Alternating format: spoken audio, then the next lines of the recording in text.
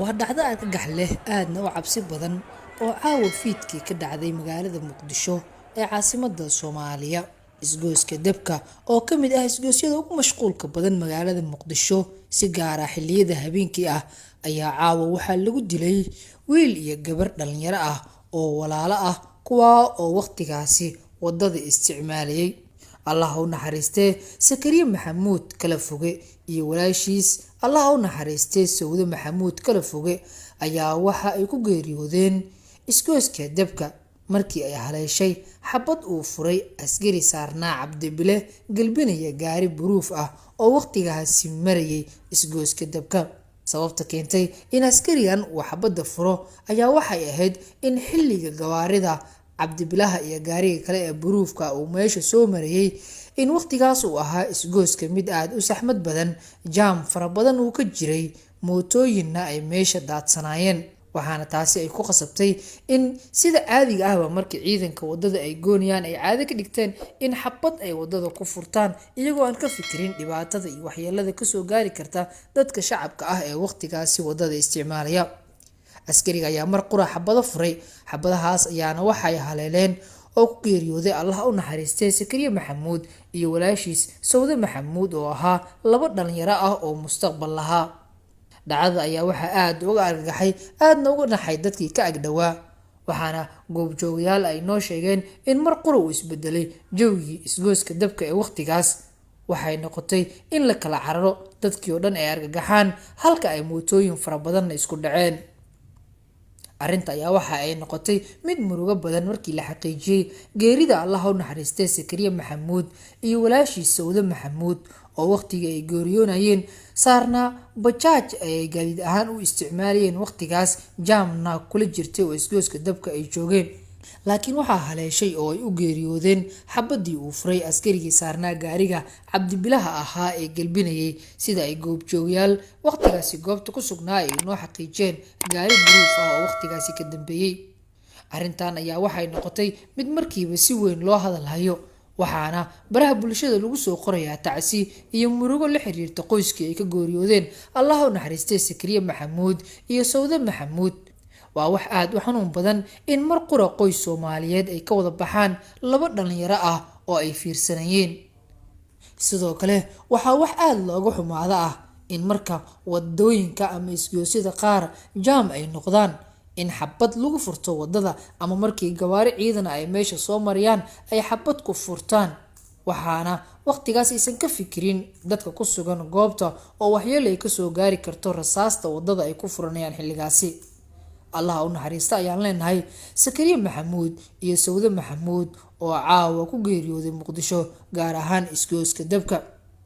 Dadka qaar ee baraha bulshada ku soo qoraya qoraalada la xiriira wiilkan iyo gabadha walaalaha ah ee la dilay ayaa waxa ay markiiba bilaabeen ama ay cadaalad ka dalbanayaan dowladda federaalka iyo cadaalad la horkeeno askarigii ka dambeeyay dilka labadaasi walaalaha ah.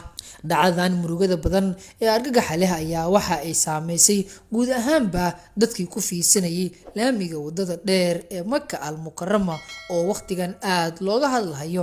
Dhacdadan aad ku xanuunka badan ee ku dhacday labada walaalaha ah ee ku geeriyooday Muqdisho gaar ahaan isgoyska mashquulka badan ee dabka. Allah u naxariisto ayaan leenahay sida aan xogta ku helayno.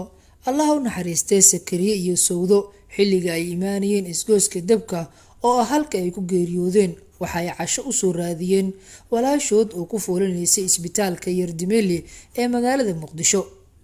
Laakiin nasiib xumo gabadhii cashada ay u soo raadiyeen waxaa loo sheegay in labadooduba ay geeriyoodeen. Qof walba oo muuqaalkan soo gaaro waxaa ka codsanaynaa inuu u duceeyo Allah u naxariistay Sakariya Maxamuud iyo Sawda Maxamuud oo gacan ka xaqdarin ay dishay. Kitaabkooda midigta Allah ka siiya ayaan leenahay. intaas ayaan doonayaa inaan kusoo gabagabeeyo warbixintaan uga hadlayay dilkii argagaxa lahaa ee caawa loo geystay Sakariya Maxamuud iyo Sawda Maxamuud oo caawa Muqdisho lagu dilay. Allah u naxariistay waxaa caawa magaalada Muqdisho ciidamo ka tirsan dowladda federaalka ee Soomaaliya ay ku dileen Sakariya Maxamuud iyo walaashiis Sawda Maxamuud kuwaas oo wada saarnaa mooto bajaaj isla mar ahaantaasina marayay isgoyska dabka ee magaalada Muqdisho. ugu horreyn daawada waxaan kaa codsanayaa inaad warbixintan sii gudbisay isla mar ahaantaasina aad u duceyso walaalahan Soomaaliyeed. hagaag sakariye maxamuud iyo sawde maxamuud oo ah laba qof oo walaalo ah ayaa caawa ciidan ka tirsan dowladda federaalka ee Soomaaliya waxa ay ku dileen isgoyska dabka ee magaalada Muqdisho. sakariye iyo sawde ayaa wada saarnaa mooto bajaaj waxaana la sheegay inay ku sii jeedeen gurigooda. hase ahaatee wadada oo ciriiri ah awgeed ayaa gaari noocan xabadu karin ee bullet proof la yiraahdo oo uu daba socda gaari cadibila ah ayaa wadadu ay ku xirmatay, waxaana dad goobjoogayaal ay sheegeen in rasaas ay fureen ciidankaasi sababtay inay geeriyoodaan sakariye maxamuud iyo sawde maxamuud.